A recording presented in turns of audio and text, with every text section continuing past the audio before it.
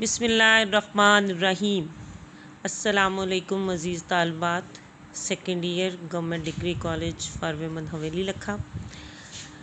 آج اسلامیت الیکٹیو کا تیسرا لیکچر ہے اور ہم جو پہلے دو لیکچر پڑھ چکے ہیں میں امید کرتی ہوں کہ آپ کو ذہن نشین ہوں گے، اور جو اس سے پیچھے ہم دوسرے لیکچر میں پڑھ چکے ہیں وہ پہلے ہم دیکھتے ہیں۔ اس میں ہم نے اسماء القرآن پڑھا، قرآن کریم کی تقسیم کو پڑھا، مکی مدنی آیات کو ہم نے دیکھا، مکی اور مدنی صورتوں کی خصوصیات کو ہم نے پڑھا، اور مجھے امید ہے آپ نے کیئرفلی سنا بھی ہوگا اور اسے ذہن نشین بھی کیا ہوگا۔ آج کا ہمارا ٹاپک ہے وحی اور اس کی اقسام۔ وحی کا پہلے ہم لفظی معنی اور پھر اصطلاحی معنی دیکھیں گے۔ تو وحی کا جو مفہوم ہے، قرآن مجید کو وحی الہی یعنی اللہ تعالیٰ کی وحی کہا جاتا ہے۔ لغت کے اعتبار سے یعنی لغوی جو معنی ہے وحی کے، یہ کئی ہیں، کافی ہیں۔ اس کے مطابق ہے خفیہ اشارہ کرنا، پیغام دینا، دل میں ڈالنا، چھپ کر بولنا اور لکھنا۔ یعنی قرآن مجید میں وحی کا لفظ مختلف مواقع پہ مختلف معنوں میں استعمال ہوا ہے۔ وحی جو ہے لغوی طور پہ انسانوں کو جو احکام دیے جاتے ہیں اس میں بھی اس کو شمار کیا گیا ہے۔ فرشتوں سے اللہ تعالیٰ نے جو فرمایا وہ بھی وحی کے معنوں میں آیا ہے۔ شہد کی مکھی کو فطری تعلیم دی جاتی ہے، اس کی فطری تعلیم کیا ہے؟ اس کا شہد بنانا ہے، اس کو بھی وحی کے معنوں میں لایا گیا ہے۔ حضرت موسیٰ علیہ السلام کی والدہ کے دل میں جو بات ڈالی گئی وہ بھی وحی کا نام دیا گیا۔ حضرت موسیٰ علیہ السلام کی والدہ کے دل میں کیا اللہ نے بات ڈالی؟ کیونکہ موسیٰ علیہ السلام جب پیدا ہوئے تو اس وقت فرعون وقت جو تھا، موسیٰ کے وقت کا فرعون، وہ لڑکوں کو مار ڈالتا تھا۔ اب والدہ کے دل میں یہ بات ڈالی کہ موسیٰ کو کس طرح بچایا جائے۔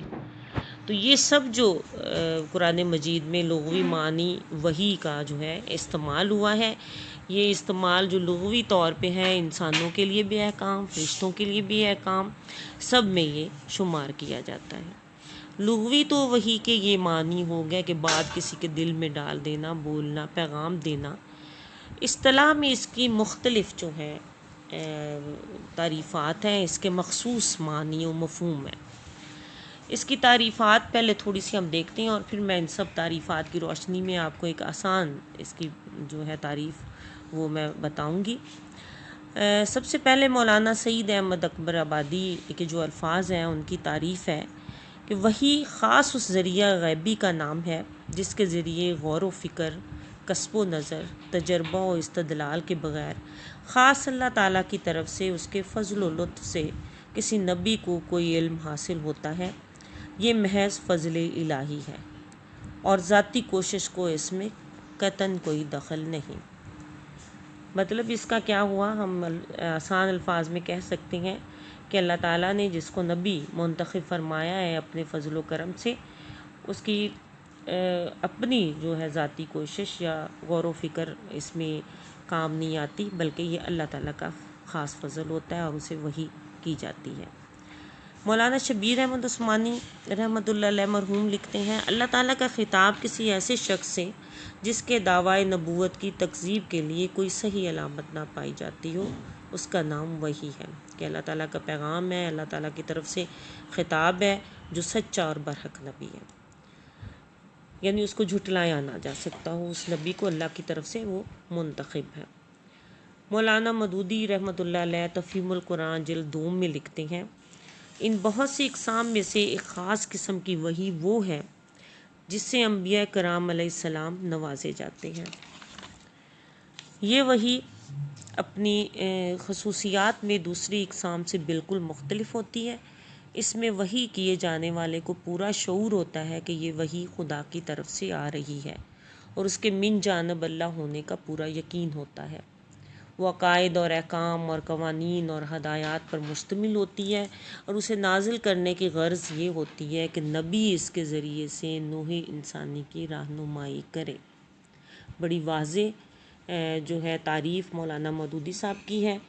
تو ان تمام تعریفات کی روشنی میں ہم دیکھتے ہیں کہ وحی کا جو اصطلاحی مفہوم ہے، جو مخصوص قرار دیا گیا ہے، وہ یہی ہے کہ اللہ تعالیٰ کے جو بھی نبی برحق ہیں، انبیاء جن کو اللہ نے منتخب فرما دیا، ان کی طرف جو اللہ اپنے احکام بنی نوع انسان کی رہنمائی کے لیے نازل فرماتا ہے، وہ وحی کہلاتی ہے۔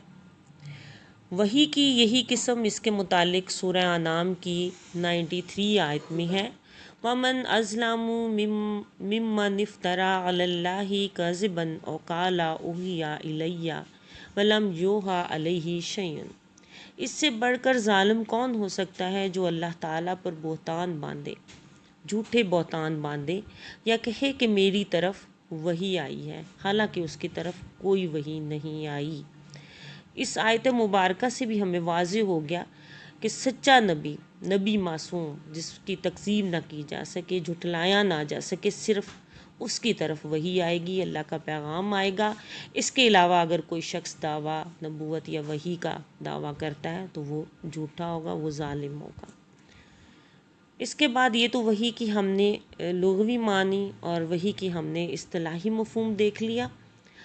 اس کی آپ کو امید کرتی ہوں کہ سمجھ آئی ہوگی، اور میں آپ سب بچوں سے یہ بھی ریکویسٹ کروں گی کہ اگر آپ کو کہیں سمجھ نہ آئے تو آپ کومنٹ سیکشن میں جا کے پوچھ سکتے ہیں کہ ہمیں اس بات کی سمجھ نہیں آئی، تو میں اگلے لیکچر میں اس کو مزید واضح کر دوں گی۔ اس کے علاوہ وحی کی اقسام ہے آگے۔ وحی کی علماء کرام نے 2 اقسام بیان کی ہے، ایک وحی جلی یا مطلوع، دوسری وحی خفی یا غیر مطلوع۔ وحی جلی سے مراد ہے وہ وحی جو صاف الفاظ میں آتی ہو، جو واضح الفاظ میں ہو۔ مطلوع سے مراد تلاوت کی ہوئی، کہ فرشتہ انہیں تلاوت کر کے سناتا تھا، اس لیے وحی مطلوع بھی کہتے ہیں۔ تو تلاوت کی جانے والی وحی مطلوع ہوگی، اور اس کی مثال پورا کا پورا قرآن مجید ہے، جو کہ واضح جلی الفاظ میں نازل ہوا، شکل میں نازل ہوا، اور اس کی فرشتے نے تلاوت کر کے سنائی، اور اب ہم اس کی تلاوت کرتے ہیں۔ تو مسلمانوں کے پاس نہ صرف یہ کتابی شکل میں موجود ہے، بلکہ سینوں میں حفاظ کرام کے محفوظ بھی ہے۔ دوسری قسم وحی خفی ہے۔ خفی سے مراد غیر لفظی وحی، غیر جو ہے واضح الفاظ میں وحی کا آنا، جس میں مدعا اور مفہوم یا معنی القا ہونا، اللہ تعالیٰ کی طرف سے نازل کیا جانا، اس کا صرف مدعا اور مفہوم، اس کے جو ہے واضح الفاظ نہ نازل ہونا۔ ان الفاظ کی تلاوت بھی نہیں کی جاتی، یعنی یہ غیر مطلوع ہے۔ الفاظ جب نازل ہی نہیں ہوتے، صرف معنی و مفہوم نازل ہوتا ہے، تو تلاوت نہیں کی جاتی، اس لیے وہی غیر مطلوع بھی اسے کہتے ہیں۔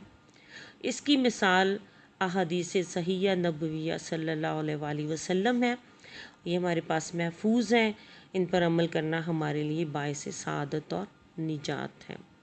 یہاں تک تو اسٹوڈنٹس، عزیز طالبات، ہم نے وحی اور اس کی اقسام یعنی وحی کے لغوی معنی، وحی کی اصطلاحی مفہوم جس میں چند تعریفات ہیں، اور وحی کی اقسام کو دیکھا۔